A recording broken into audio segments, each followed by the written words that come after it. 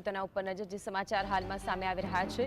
ઓલિમ્પિકમાંથી વતન પરત ફરી છે મનુ ભાકર વિજેતા બનેલી મનુ ભાકર કે જે વતન પરત ફરી છે ઓલિમ્પિકમાંથી મનુ ભાકરનું દિલ્હી એરપોર્ટ પર ભવ્ય સ્વાગત કરવામાં આવ્યું છે દ્રશ્યો જે આપ ટીવી સ્ક્રીન પર જોઈ શકો છો દેશને મેડલ અપાવનારી મનુ ભાકર કે જે જ્યારે દિલ્હી એરપોર્ટ પર પહોંચે છે મોટી સંખ્યામાં લોકો ત્યાં ઉપસ્થિત હોય છે 2 મેડલ જીતીને ઇતિહાસ રચ્યો છે મનુ ભાકરે અને અત્યારે તેમનું સ્વાગત કરવામાં આવ્યું છે મનુ ભાકરે એર પિસ્તોલમાં બ્રોન્ઝ મેડલ જીત્યું દેશને 2 મેડલ અપાવનારી આ મનુ ભાકર કે જેને આવકારવા માટે મોટી સંખ્યામાં દિલ્હી એરપોર્ટ પર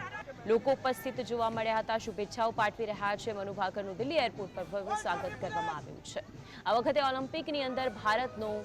જે રીતે સારું એવું પ્રદર્શન રહ્યું હતું અને તેમાં પણ મનુ ભાકર પાસે જે અપેક્ષા હતી ત્યારે 2 મેડલ જીતીને તેણે ઇતિહાસ રચી દીધો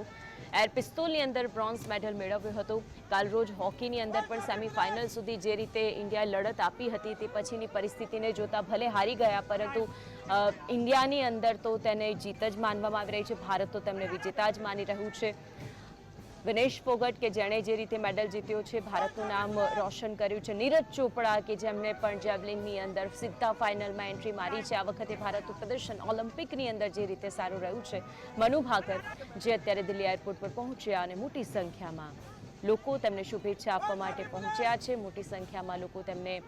અભિનંદન પાઠવી રહ્યા છે કારણ કે